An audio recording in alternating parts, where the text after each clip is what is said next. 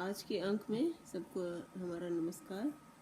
तो आज हम बालकांड के पृष्ठ 2 रामचरितमानस के पृष्ठ 2 से शुरू करते हैं। तो माया शुरू करो श्लोक।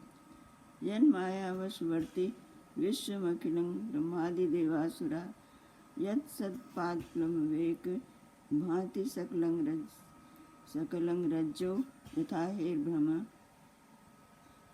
यत्पादप्लववेकमेवहि भवाम्भोधे स्थितिशावतां वन्देऽहं तं शेषकारणपरं रामाख्यमीशं हरिम्। जिनकी माया के वशीभूत संपूर्ण विश्व ब्रह्मादि देवता और असुर हैं, जिनकी सत्ता से रस्सी में सर्प के भ्रम की भांति यह सारा दृश्य जगत सत्य ही प्रतीत होता है, और जिनके केवल चरण ही भवसागर से तरने की इच्छा वालों के लिए एकमात्र नौका है। उन समस्त कारणों से पर सब कारणों के कारण और सबसे श्रेष्ठ राम कहाने वाले भगवान हरि की मैं वंदना करता हूँ। तो अगला श्लोक पढ़ो। नाना पुराण निगमागम सम्मतं यद् रामायणे निवेदितं क्वचिदन्यतोऽपि स्वान्तः सुखाय तुलसी रघुनाथ गाथा भाषा निबंध मति मंजुल मापनोति। अनेक पुराण वेद और तंत्र शास्त्र के समस्त तथा जो रामायण में वर्णित है और कुछ अन्यत्र से भी उपलब्ध श्री रघुनाथ जी की कथा को तुलसीदास अपने अंतःकरण के सुख के लिए अत्यंत मनोहर भाषा रचना में विस्तृत करता है। तो ये अर्थात कहने का तात्पर्य ये है कि जो इतना जिसके वर्णन में इतना अधिक भाव है कि संपूर्ण संसार को बहुत संक्षेप में वर्णन करके लोगों को आनंद देना चाहते हैं, उसको तुलसीदास जी ने अपने ज्ञान और भाषा के अनुसार यहाँ वर्णित कर दिया है रामायण में। जो इस अमृत स्वरूप रस का पान करना चाहे वो इसका आनंद ले। जो सुमिरति पढ़ी। जो सुमिरत सिद्धि होई गणनायक करिवर वदन करौ अनुग्रह सोई बुद्धि राशि शुभ गुण सदन। जिनके स्मरण करने से यह सब कार्य सिद्ध होते हैं, जो गणों के स्वामी और सुंदर हाथी के मुख वाले हैं, वे ही बुद्धि के राशि और शुभ गुणों के धाम श्री गणेश जी मुझ पर कृपा करें। तो अगला है मूक होई वाचाल। जिनकी कृपा से मूक होई वाचाल पंगु चढ़े गिरिवर गहन करो कृपा सुदयाल जासु कृपा सुदयाल द्रवहु सकल कलिमल दहन। जिनकी कृपा से गूंगा बहुत सुंदर बोलने वाला हो जाता है और लंगड़ा लोला दुर्गम पहाड़ पर चढ़ जाता है। वे कलयुग के सब पापों को जला डालने वाले दयालु भगवान मुझ पर द्रवित हो दया करें। अगला नील सरोरु श्याम तरुण अरुण वारिज नयन करौ सुमम उर्धाम सदा क्षीर सागर सैन। हिंदी से पढ़े। जो नील कमल के समान श्याम वर्ण है, पूर्ण खिले हुए लाल कमल के समान जिनके नेत्र हैं, और जो सदा क्षीर सागर पर शयन करते हैं, वे भगवान नारायण मेरे हृदय में निवास करें। क्षीर सागर में शयन करते हैं। अच्छा ठीक है, वो अच्छा ब्रेम्ट कर पीछे कुंद इंदु समदे उमा रमन करुणा अयन जाहि दीन परने करो कृपा मर्दन में। तो फिर हिंदी वाला पढ़ो। जिनका कुंदन के पुष्प और चंद्रमा के समान गौर शरीर है, जो पार्वती जी के प्रियतम और दया के धाम है, जिनका दिनों पर स्नेह है, वे कामदेव का मर्दन करने वाले शंकर जी मुझ पर कृपा करें। तो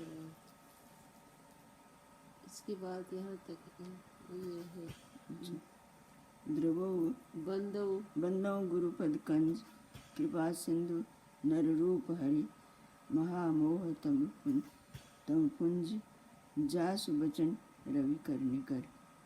मतलब तुम क्या पढ़ो। मैं उन गुरु महाराज के चरण कमल की वंदना करता हूँ, जो कृपा के समुद्र और नर रूप में श्री हरि ही हैं, और जिनके वचन महामोह रूपी घने अंधकार के नाश करने के लिए सूर्य किरणों के समूह हैं। तो अभी एक चौपाई है, उसके बाद दोहा। तो चौपाई से दोहा यहाँ तक कर लेते हैं आज। अभी टाइम है।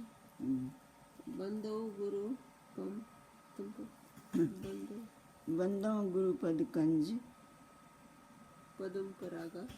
अच्छा अति चौपाई बंदो गुरुपद पदम परागा सुरुचि सुवास सरस अनुरागा अमीय मूरिमय चूरन चारु समन सकल भव रुज परिवारु। अर्थ पढ़ दो।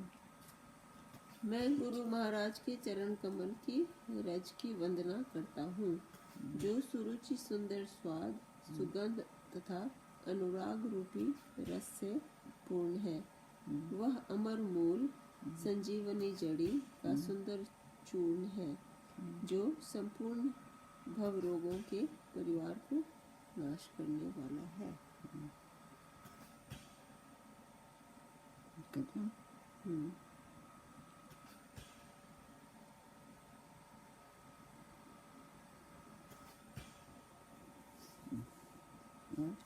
तो इसके बाद अगला है ये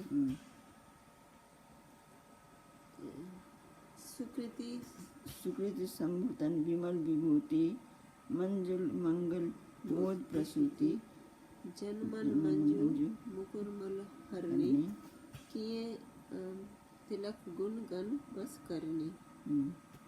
वह रज सुकृति पुण्यवान पुरुष रूपी शिव जी के शरीर पर सुशोभित निर्मल विभूति है, और सुंदर कल्याण और आनंद की जननी है। भक्त के मनरूपी सुंदर दर्पण के मैल को दूर करने वाली और तिलक करने से गुणों के समूह को वश में करने वाली है। तो जिनकी कृपा से उनके शरीर पर विभूति वो लगाते हैं ना सब लोग, तो वो तो भस्म होता है, लेकिन उसमें इतना गुण है कि मन रूपी मैल दूर करने वाली। मन रूपी दर्पण, दर्पण को कहते हैं ना धूल से साफ किया जाता है असल में। तो इसके मन रूपी दर्पण पर उनके चरणों की धूल लगाकर हम उसको साफ करें, अर्थात अपने मन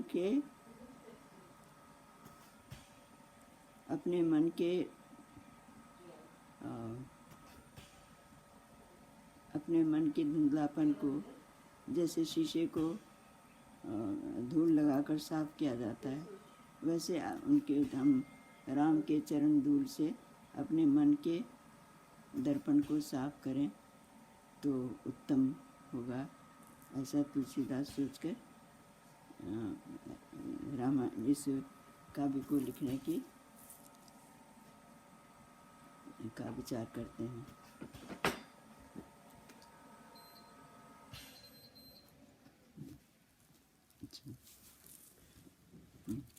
मुझे क्षमा करें। अगला कहाँ पे रुकी थी? गुरुपद कंज कृपा सिंधु पर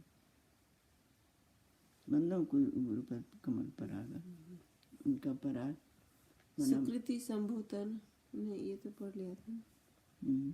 श्री गुरुपद नख मणि गण ज्योति सुमिरत दिव्य दृष्टि यह होती। दलन मोह तम सो सपकासु बड़े भाग और आवई जासु। श्री गुरु महाराज के चरण नखों की ज्योति मणियों के प्रकाश के समान है, जिसके स्मरण करते ही हृदय में दिव्य दृष्टि उत्पन्न हो जाता है। वह प्रकाश अज्ञान रूपी अंधकार का नाश करने वाला है। वह जिनके हृदय में आता है उसके बड़े भाग्य हैं। तो अगला है, तुम पढ़ोगे? उधर ही विमल बिलोचन ही के आता है। उघर ही विमल विमटी दोष दुख भवरजनी के। उघर ही विमल बिलोचन ही के मतलब हमारे मन पर अनेक विचारों के जो एक विकार, एक क्या कहते हैं कवरिंग को, हमारे मन में तरह तरह के विचारों का जो पर्दा सा पड़ जाता है, हम अन्य विचारों में लीन हो जाते हैं और मन के अंदर की सच्चाई अच्छाई को नहीं देख पाए। तो उस जो वो एक स्वच्छ दर्पण के ऊपर जैसे धुंध छाया हो, वैसे ही हमारे विचार उसको ढक लेते हैं। तो आगे हाँ, तो इसका मतलब बताते हैं। सूझे ही राम चरित मन मानिक, गुपुत प्रगट जहाँ जो जेखी खानिक। उसके हृदय में आते ही हृदय के निर्मल नेत्र खुल जाते हैं और संसार रूपी रात के दोष दुख मिट जाते हैं।